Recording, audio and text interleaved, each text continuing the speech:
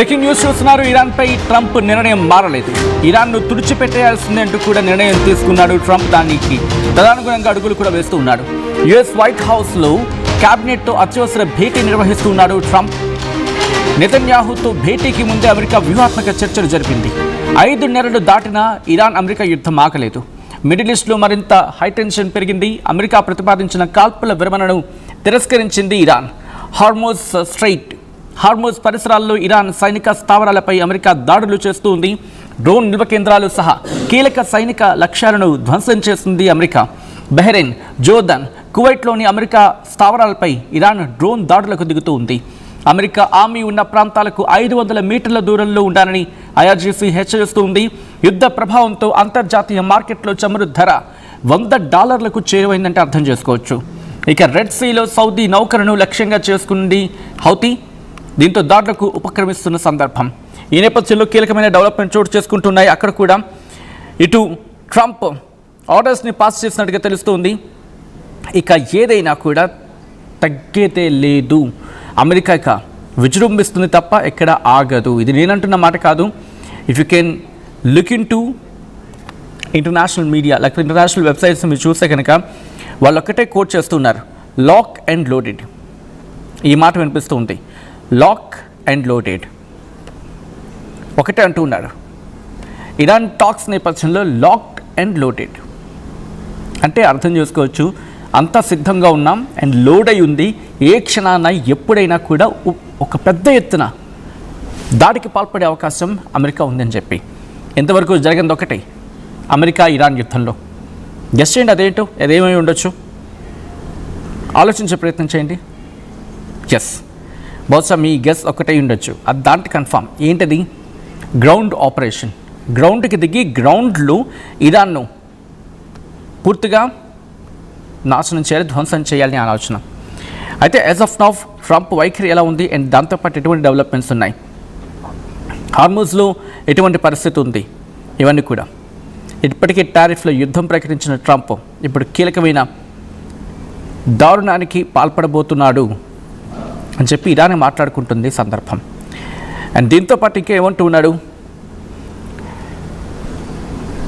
కీలకమైన statement pass చేయడం జరిగింది ట్రంప్. ఎలాగైనా కూడా దాడులకు ఉపక్రమిస్తామని చెప్పి. Dialogue between Washington and Tehran continue అవుతోంది అని చెప్పి ట్రంప్ చెప్పుకొచ్చాడు. దాంతోపాటు భయపెడుతూ ఉన్నాడు, మ్యాసివ్ అటాక్కి పాల్పడతాం, మేము మ్యాసివ్ అటాక్కి పాల్పడతాం. అఫ్కోర్స్ టాక్స్ విషయంలో వచ్చినప్పుడు United states remains locked and loaded అని అంటూ ఉన్నాడు. బట్ వెంటనే కౌంటర్ ఇచ్చారు Iran foreign minister Abbas Araghchi. నీ ఉడత బెదిరింపులకు భయపడం. అఫ్కోర్స్ మనం అంటూ ఉంటాం కదా ఉడత బెదిరింపులు అని చెప్పి, అంటే నువ్వు భయపెడితే భయపడిపోము అని చెప్పి చెప్పుకొచ్చిన సందర్భం. అయితే సౌదీ సివిల్ డిఫెన్స్ ఒకటే అంటుంది. The directorate of Saudi defence ఏమంటుందంటే, the danger has passed in Yanbu government. For your safety continue following civil defence instructions and avoid gathering and filming in case of emergency call 911. So దాడులు జరుగుతున్న సందర్భం దయచేసి జాగ్రత్తగా ఉండండి అంటూ కూడా Saudi కూడా వార్నింగ్ ఇస్తుంది. అండ్ దీంతోపాటు సౌదీ అరేబియా అలర్ట్ని జారీ చేయడం జరిగింది యాన్బుక్ గవర్నమెంట్కి. సౌదీ సివిల్ డిఫెన్స్ ఏమంటుందంటే ఒక అలర్ట్ని పాస్ చేయడం జరిగింది, ఒక పొటెన్షియల్ డేంజర్ అయితే యాన్బుక్ గవర్నమెంట్కి పొంచుందని చెప్పి. అండ్ దీంతోపాటు ఇజ్రాయెల్ ఫోర్సెస్ ఇటు నబ్లూస్ మీద, ఈస్ట్ నబ్లూస్ మీద దాడికి పాల్పడని చెప్తుంది. అండ్ దానిపై ఇజ్రాయెల్ కూడా దాడులకు పాల్పడుతోంది. ఇక్కడ ఇరాన్ అమెరికా ఒకటి అంటుంది, breach of agreement for Hormuz tensions అని కూడా. అంటే అమెరికాని అగ్రిమెంట్ని బ్రీచ్ చేసింది, అమెరికాని ఇటువంటి దుర్మార్గాలకు పాల్పడింది, అమెరికాని హార్మోజ్ స్ట్రైట్లో ఇంతటి ఘోరానికి కారణం అనేది ఇరాన్ చెప్తున్నమాట. గత 2 రోజులుగా జరుగుతున్న పరిణామాలు అయితే అత్యంత ప్రమాదకరంగా మారుతున్నాయి. హార్మోజ్ స్ట్రైట్ కావచ్చు, లేకపోతే స్ట్రైట్ ఆఫ్ మలక్కా సైడ్ వచ్చినప్పుడేమో వీళ్ళు హౌతీలు దాడి చేస్తున్నారు. అండ్ ఆ తర్వాత స్ట్రైట్ ఆఫ్ హార్మోజ్ నుంచి వచ్చినప్పుడేమో అమెరికా అని చెప్పి ఇరాన్ ఇలా ఒకరి మీద ఒకరు దాడులకు పాల్పడుతూ ఉన్నారు. దీంతోపాటు ఇంకో పక్క గురించి ఆలోచిస్తాయి, ఎక్కడా సంధి కుదురుతున్న ప్రయత్నాలు కనిపించడం లేదు, సంధి ప్రయత్నాలు ఎక్కడా కనిపించట్లేదు. ఈ నేపథ్యంలోని ఇరాన్ ఆస్తుల గురించి ట్రంప్ కీలకమైన స్టేట్మెంట్ ఇచ్చాడు. ఏమని?